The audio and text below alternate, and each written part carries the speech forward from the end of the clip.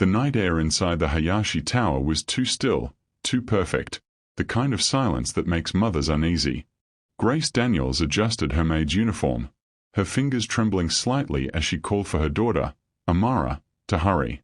It was almost midnight, the end of another long cleaning shift for the woman no one noticed, and the start of something that would change all their lives forever. "Mommy," Amara whispered suddenly, her little hand tugging Grace's sleeve.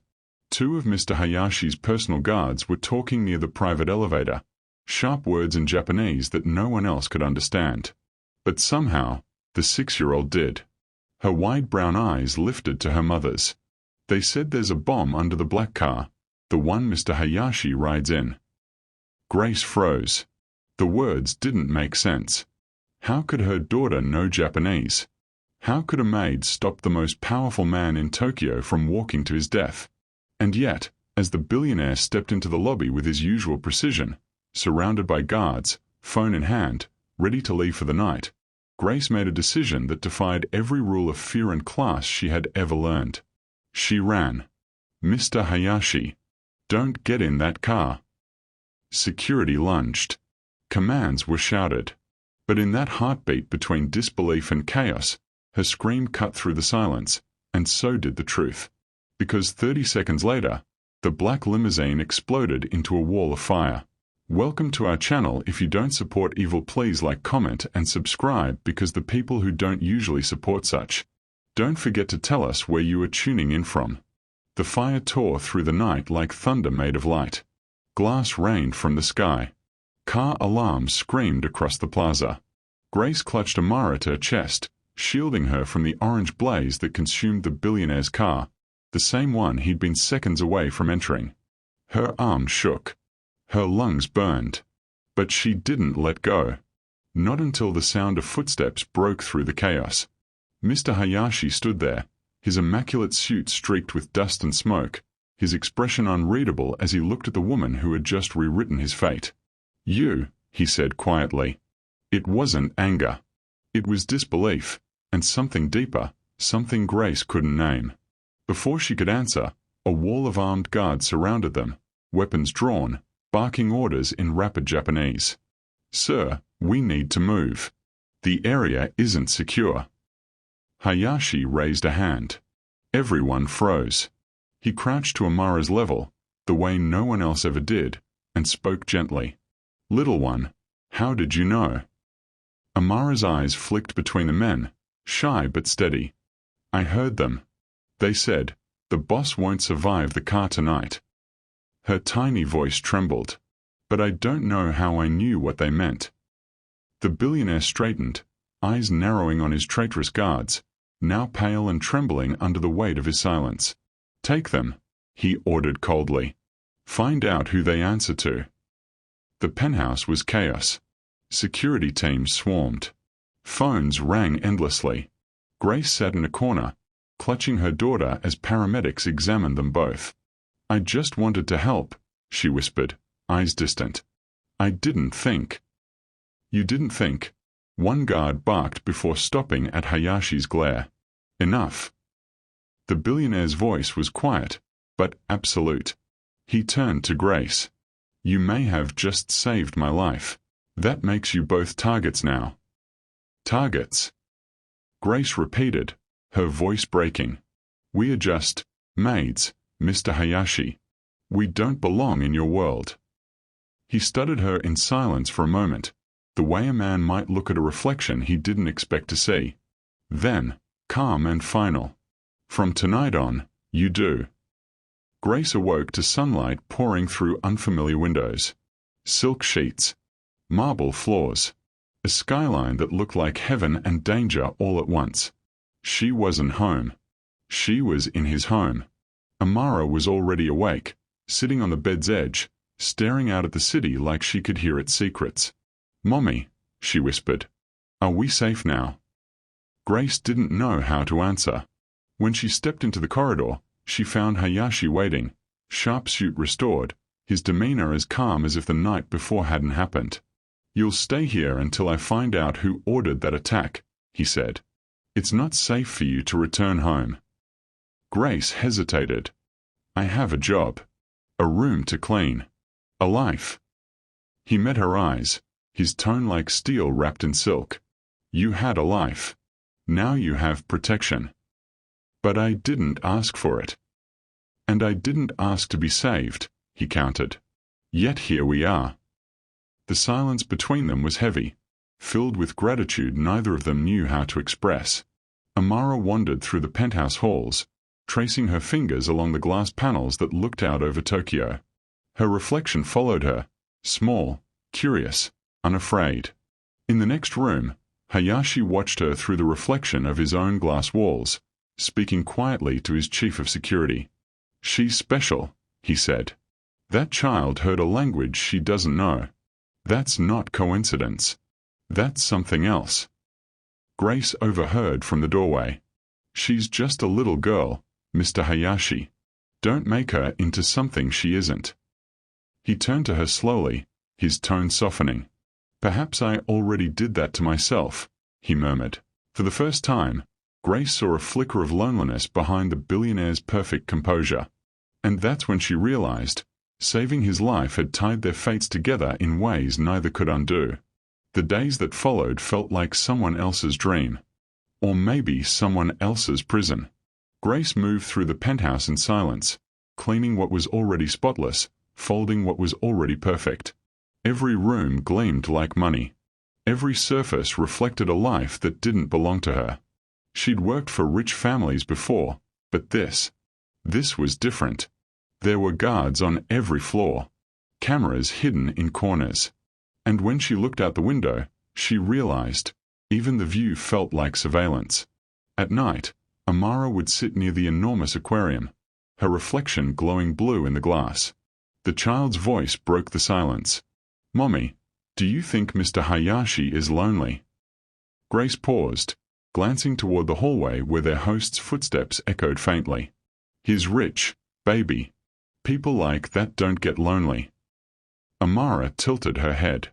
Then why does he look sad when he thinks no one's watching? Grace didn't answer.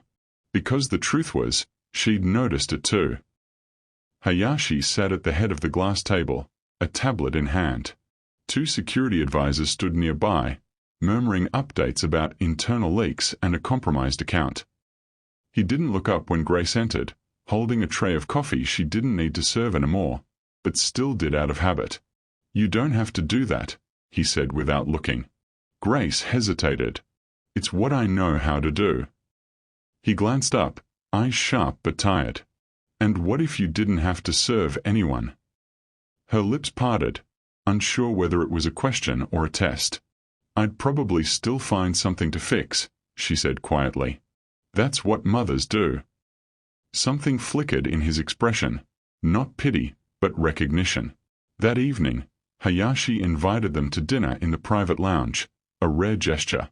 Amara, dressed in one of the new clothes Mrs. Sato had delivered, sat beside her mother, fidgeting with her fork. Halfway through the meal, Hayashi broke the silence. She understands Japanese, Chinese, and Russian, all without being taught. Do you know what that means, Grace? Grace's tone stiffened. It means she's a little girl who listens too much. He almost smiled. It means her mind is extraordinary. I intend to protect that gift. Grace's jaw tightened. Protect or use? He looked up sharply. Their eyes locked, his, precise and unreadable, hers, fierce despite her fear. I owe you my life, he said finally. I wouldn't harm what saved it. Amara's voice cut softly through the tension. Mommy, he's telling the truth. Grace blinked, startled. How do you know that? Amara shrugged innocently. Because his voice sounds like when you pray. The billionaire froze, a man unaccustomed to being seen for who he really was. Later that night, Grace found herself staring at the Manhattan skyline from the guest balcony. The city glittered below, endless and cold. Behind her, Hayashi's voice came softly through the dark. You hate it here. Grace turned. He was standing in the doorway, jacket undone, his eyes shadowed with exhaustion. I hate cages, she said simply. This isn't a cage, he replied. Then open the door. Silence. For a moment, he said nothing. Then, quietly, almost regretfully, if I do, they'll find you. And this time, I won't get there in time to stop them. The honesty in his voice stole her anger. He wasn't threatening her. He was admitting he cared. Inside, Amara had fallen asleep on the couch, a sketchbook open beside her. On the page was a drawing of 3 figures, a tall man, a woman, and a little girl, holding hands under a big sun. Grace traced the pencil lines gently. She drew us, she murmured. Hayashi studied the drawing from a distance. She believes in something neither of us can afford to. Grace looked at him. What's that? Peace. The word hung in the air like a promise neither of them trusted, but both of them wanted. The storm hit just before midnight. Rain slammed against the penthouse glass, thunder echoing across the skyline like a warning from above. Grace couldn't sleep. Every sound, every shadow, felt like someone watching. She padded quietly down the hall, barefoot, only to find Hayashi still awake in his study, the glow from multiple screens washing over his face. He didn't look up when she entered. But he knew she was there. You never rest, do you? She asked softly. His reply was calm, distant. In my world, rest invites weakness, and weakness invites enemies. Grace folded her arms. You talk like sleep is a sin. Not sleep, he said, finally meeting her gaze. Trust. She hesitated at the doorway, unsure why she'd come, until she saw what was on his screen. Photographs. Her old apartment. Her workplace. Even the small community school where Amara used to play. Her stomach turned cold. What is this? Hayashi's tone didn't waver. Surveillance reports. 2 men were seen near your building this morning. Grace stepped forward. You're spying on my life. I'm protecting what's left of it, he countered, his voice rising for the first time. Do you understand? You are no longer invisible. They know your name. Your daughter's face. Her anger faltered into fear. Then what happens now? Hayashi leaned back in his chair, fingers steepled beneath his chin. There's only one way to make sure they never touch you again. Grace's breath caught. Which is? He stood and walked toward her slowly, the city's lightning flashing behind him like a crown of fire. Become part of my family, publicly, permanently. Grace Daniels will no longer exist. You'll be Grace Hayashi. She blinked. You mean, marriage? On paper, he said. A name, a story, a shield. To protect you and your daughter from what's coming. The room went silent except for the hum of the city below. Grace's heart pounded so loudly she could barely breathe. That's insane, she whispered. You're my boss. I was your employer, he corrected. Now I'm your liability. The moment you saved my life, you became part of my war. Grace took a step back, shaking her head. This isn't protection. It's possession. You can't buy our safety by erasing who we are. He met her defiance with calm precision. I'm not buying you. I'm giving you power, the one thing the world has never let you own. Her eyes narrowed. Power built on your lies. No, thank you. Lies, he repeated, walking closer. Grace, the only lie is pretending the world will spare you just because you did the right thing. Lightning split the sky between them, reflecting off the glass walls, a moment frozen between fear and fate. Finally, his voice softened. I know what this sounds like. But listen to me. If my enemies think you are my wife, if the world believes it, no one will touch you. No one will dare. Grace stared at him, her mind racing. The logic was brutal, but it made sense. Her life was no longer hers to protect. Still, her voice trembled when she spoke. And what about Amara? What happens to her in this lie? Hayashi's expression changed. For the first time since the explosion, warmth cracked through his armor. "She'll be my daughter," he said quietly. "And she'll grow up safe, in a world that once would have destroyed her." Grace turned away, tears she refused to show stinging her eyes. She thought of her old life, the laundry detergent smell of her tiny apartment, the leaky faucet, the laughter of neighbors in the hallway. All of it gone in one night. She whispered, almost to herself, "Why are you doing this?" Hayashi's answer came like a confession. "Because I owe you a life, and I only know how to repay debts with permanence." She looked at him one last time, eyes wet but unbroken. "Then promise me one thing, Mr. Hayashi." He inclined his head. "Anything. Promise me this lie won't take my daughter's truth."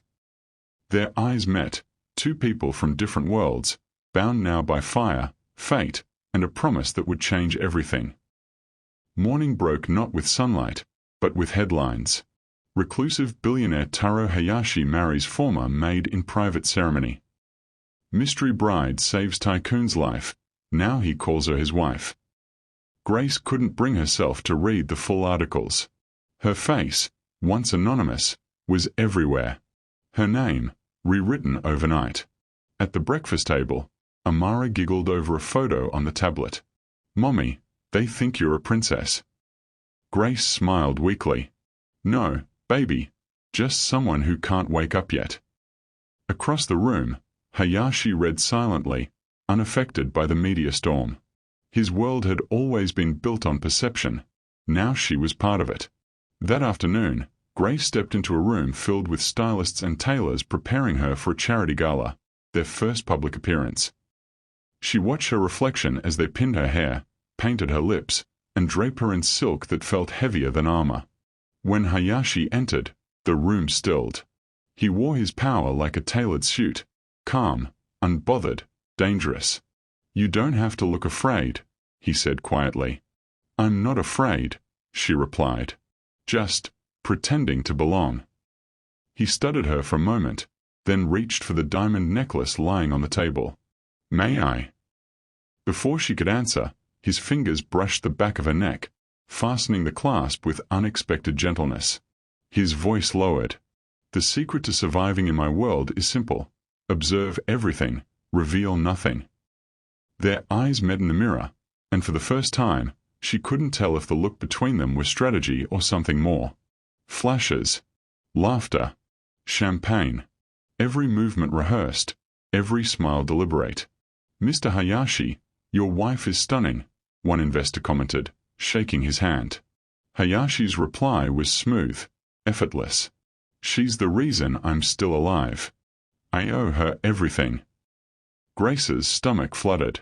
It was a lie, and yet, the warmth in his tone didn't sound like one. As they moved through the crowd, Hayashi leaned close, murmuring low enough for only her to hear. "Half this room believes you're my weakness. The other half thinks you're my greatest strategy." "Which one's right?" she asked softly. He paused, gaze darkening. "I haven't decided yet." Later, when the lights dimmed and the orchestra played, he led her to the dance floor. Grace froze. "I don't know how." "Then follow me," he said, his hand firm at the small of her back. The world faded. No cameras, no guards, no whispers. Just motion. Just warmth. Just two lives orbiting the lie they'd built. For a fleeting moment, Grace forgot it was all pretend. She forgot the danger, the contract, the cost. She only felt safe, which terrified her more than anything. That night, when they returned home, she found Amara asleep on the couch again, surrounded by folded paper cranes. "She made these for everyone," Mrs. Sato explained softly from the doorway. "She says they carry wishes." Grace picked one up, tracing its tiny wings. What did she wish for? Before the woman could answer, Hayashi spoke from behind her. She said she wished for her family to stay together. Grace turned to him slowly, her voice barely a whisper. "She doesn't understand that this isn't real." He met her eyes. Then maybe she shouldn't have to. Something fragile shifted between them, the kind of silence that doesn't ask questions because it already knows the answers. The first sign of danger came quietly. Too quietly. An empty chair at Hayashi's morning briefing. A missing access card. A security alert dismissed as technical error. Grace didn't notice the shift, not at first. She was too busy trying to learn how to live inside her new name, how to breathe inside a life that still didn't feel like hers. But Hayashi noticed, and he felt it like a chill before a storm. That night, while Amara slept under a fortress of paper cranes, Hayashi stood on the balcony, phone pressed to his ear, jaw tight. His voice was low, deadly calm. Track every encrypted message from the last 72 hours. I want the source. Now. Grace entered quietly behind him, drawn by the tension in the air. You haven't eaten, she said softly. I'm not hungry, he replied, eyes still on the skyline. You're worried. He didn't deny it. There's a leak inside my company. Someone's been selling classified data to the same people who planted that bomb. Grace froze. You mean, they're still watching us? Hayashi turned, his eyes darker than she'd ever seen them. They're not watching. They're waiting. Amara was in the garden, practicing her calligraphy when Hayashi's chief of security burst into the room, face pale. Sir, it's Kenta. Hayashi's expression hardened instantly. What about him? The man hesitated. He's been communicating with the syndicate, the Chinese faction. They know about the girl. For a moment, time stopped. Grace's pen fell from her hand, ink spreading across the paper like spilled truth. They're coming for her, she whispered. Within hours, chaos erupted. Guards swarmed. Files disappeared. Routes were changed. Hayashi moved through it all with surgical precision, his calm terrifying in the face of danger. He found Grace in the hallway, pulling Amara into her arms. We are leaving, he said simply. Leaving? Where? To a safe house. Somewhere Kenta can't find. Grace's voice cracked. You trusted him. I trusted a man who forgot who he was, Hayashi replied coldly. That mistake won't happen again. Hayashi led them to the private elevator, guarded, secured, soundproof. But before the doors closed, Grace turned to him. You built this empire on loyalty, she said quietly. Now it's breaking you. He met her eyes, something unreadable flickering there. Loyalty isn't the problem, he said. Love is. It makes men hesitate. Grace's voice was barely a whisper. And are you hesitating now? The doors slid shut. He didn't answer. The safe house was a small brownstone on the edge of Brooklyn. Ordinary, unmarked, the kind of place no one would think to look. Amara's small hands gripped her stuffed rabbit tightly as she looked around the dimly lit room. Is this home now? Grace knelt beside her. Just for a little while, baby. Hayashi stood by the window, scanning the street, his gun visible for the first time. Seeing him that way, stripped of control, human, dangerous, made Grace realize something terrifying. He wasn't just fighting to protect them. He was fighting for them. Hours passed. The city outside was a pulse of distant sirens and rain. Grace found Hayashi at the kitchen table, surrounded by blueprints and surveillance maps. You should rest, she said quietly. You've been awake for 2 days. He didn't look up. In my world, sleep is when they strike. Your world, she said softly. It's killing you. He glanced at her, exhaustion cracking the mask for once. I can't stop now. If they take your daughter, it's over. Everything. Grace moved closer, her fear breaking into something fierce. She's not your weakness, Hayashi. She's your reason. He stared at her, the air between them charged, unspoken, undeniable. But before he could respond, his phone buzzed. A single message lit the screen. They found the girl's location. Hayashi shouting orders in Japanese. Black SUVs roaring through wet city streets. Grace praying silently in the backseat.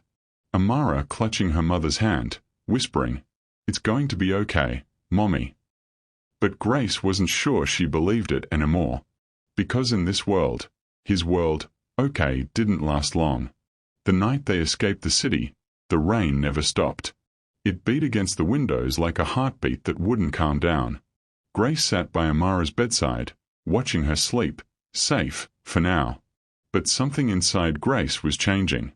She could feel it. The dizziness. The quiet nausea. The way her heart felt fuller, heavier. It wasn't fear this time. It was life. When Hayashi found her staring into the mirror, pale and trembling, he stepped closer. "What is it?" he asked, his tone softer than she'd ever heard. Grace took a deep breath, eyes wet but determined. "I'm pregnant." The silence that followed was heavier than any explosion. Hayashi didn't move, didn't speak. His eyes flicked from her face to her shaking hands. After a long moment, he whispered, "Mine." Grace nodded slowly. It wasn't supposed to happen. None of this was. He turned away, running a hand through his hair, the mask breaking completely. For the first time, the man who controlled empires looked completely lost. That night, neither of them slept. He stood by the window until dawn, while she sat in the shadows, holding her stomach, wondering how a life built on lies could create something so real. When he finally spoke, his voice was quiet, almost reverent. "This changes everything." Grace's eyes met his. "Does it?" "Yes," he said. "Because now, I can't lose you." Days turned into weeks. Hayashi's enemies went silent, their communications disrupted, their power dismantled piece by piece. He was dismantling his own empire, trading blood for legitimacy, shadow for sunlight. But every move he made came at a cost. For every enemy he silenced, 2 more appeared in the dark. And Grace knew, peace was never permanent in his world. Still, when he reached for her hand one night and placed it on her belly, his voice trembled as he whispered, "This is my redemption." It began with a phone call. An unknown number. A woman's voice. Calm. Precise. Deadly. "Tell your boss his sins have children too. And I'm coming for mine." Hayashi froze as he listened. The voice belonged to Mai Lin, the widow of his former lieutenant, Kenta, the man who betrayed him. Grace found him moments later, face ashen, phone still in his hand. "Who was it?" she asked. He looked up slowly. "The past." By nightfall, security doubled. Every door locked. Every car rerouted. But Grace felt it in her bones. The storm was coming again. She packed Amara's bag quietly while Hayashi coordinated with his team. "Maybe we should leave," she said. "Run." He shook his head. "If I run, she wins. And I've spent my life running from ghosts." Grace's voice broke. "This isn't about pride, Hayashi. This is about family." He turned sharply, the tension finally cracking his control. "And that's exactly why I can't let them touch you." The anger died as quickly as it came. He stepped closer, his tone breaking into something raw. "I won't lose another family. Not again." Grace looked at him, really looked, and realized that under all the armor, he was still that same man from the night of the explosion, terrified of the one thing he couldn't control. That evening, the attack came. The safe house windows shattered. Gunfire. Shouts. Grace shielded Amara, screaming her name as smoke filled the room. Hayashi's guards fought fiercely, but the chaos swallowed everything. Then, silence. Through the haze, Grace saw Hayashi fall to his knees, blood staining his sleeve. He had taken the bullet meant for them. Amara cried out, "Mommy! He's hurt." Grace ran to him, pressing her hands over the wound. "Stay with me, Hayashi. Please." His breath was ragged, but his eyes stayed on her. "You and the baby," he whispered. "You're my peace. Don't let them take that away." The attackers fled before dawn, leaving destruction behind. Hayashi survived, barely. And in the quiet that followed, Grace finally understood. He hadn't just been saving her. He'd been saving himself, through her. Months passed. The headlines changed again. Billionaire tycoon steps down, donates fortune to Global Peace Foundation. Hayashi Industries rebuilt under new leadership. The world believed it was a corporate move. But Grace knew the truth. It was surrender. He had traded empires for peace. In a quiet hospital room overlooking the bay, Grace gave birth to a baby girl. Hayashi sat beside her, his arms still in a sling, his eyes soft. "She looks like you," he whispered. Grace smiled weakly. "She's yours too." He touched the tiny hand of the newborn, tears he never showed anyone falling silently. "What will we call her?" he asked. Grace looked out the window as the sun rose, gentle light after a storm. "Hope," she said. "Because she's what we almost lost." Weeks later, the three of them stood together on the rooftop of the rebuilt Hayashi Tower. No guards. No cameras. Just family. Amara held the baby carefully, whispering lullabies in Japanese, English, and something no one could quite name, the language of peace. Hayashi slipped his arm around Grace's shoulders. "I used to believe power made me untouchable," he said quietly. "But you taught me that love is the only empire worth keeping." Grace smiled, eyes shimmering. "Then let's rule it together." The explosion that once destroyed everything became the fire that forged something unbreakable. Because sometimes, the richest man isn't the one who owns the world, but the one who finally learns how to give it away.